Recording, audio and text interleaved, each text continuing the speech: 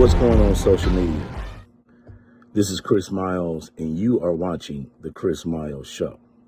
So, a man by the name of Jack Maltz, the manager of Nick and the Sticks, located in Tuscaloosa, Alabama, has come out and tried to entice a customer who's also a Caucasian man not to engage or to sit down and have relations, meaning conversation with that of a black family. Apparently what this man did not know was that the man that he went to and used the N-word was friends with this black family. Apparently the mother had carried her 22-year-old son there to, eat steaks or whatever for his birthday. This guy by the name of Jack Maltz apparently was disturbed by this white gentleman, a Caucasian man, sitting down, talking and, carrying on with this black family. So he took it upon himself to do what a lot of hicks in the sticks from the state of Alabama do. Remember, I'm from Alabama. I know. And let me just say this. Let me just say this for clarity. Let me say this for clarity because it needs to be said. Right there in Tuscaloosa, Alabama, this is the norm.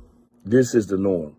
Remember, George Wallace stood in the schoolhouse door to prevent black people from entering the school, the University of Alabama.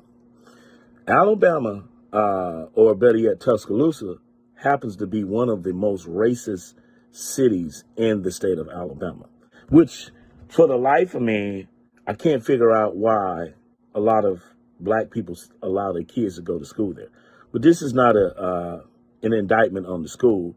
We're just making the points of reference pertaining to the things that go on there in the city of Tuscaloosa. Like the blacks the city has an apartheid system within itself. Like the blacks are on one side, which is still McCollege side, and the whites are on the other side, which is the University of Alabama side, which is all crazy. But nevertheless, I think it's disturbing and sad in 2024, this type of behavior is still going on in Alabama or wherever it might be in the United States. Remember, we just saw a police officer unalive Sonia Massey in the state of Illinois. But the point that I'm making here in this video is that racism is rampant. I hear all of the time that some president is supposed to step up and unite everybody. I don't think that is possible. My reasoning for not believing that that is possible is because we have too many Jack Maltz. But then the flip side of the coin is, just like this good gentleman that you see in the video, he stepped up to curtail and to confront the man on his bigotry and racism. If we had more of that, then it would be likely. But one of the issues that I still see is a problem in the state of Alabama is we have, take for instance, the governor there, Kay Ivey. Kay Ivey would rather put billions on top of billions of dollars inside of the prison system instead of putting that money in education. So we can turn out productive young men and young women of all races that would shine for the state of Alabama.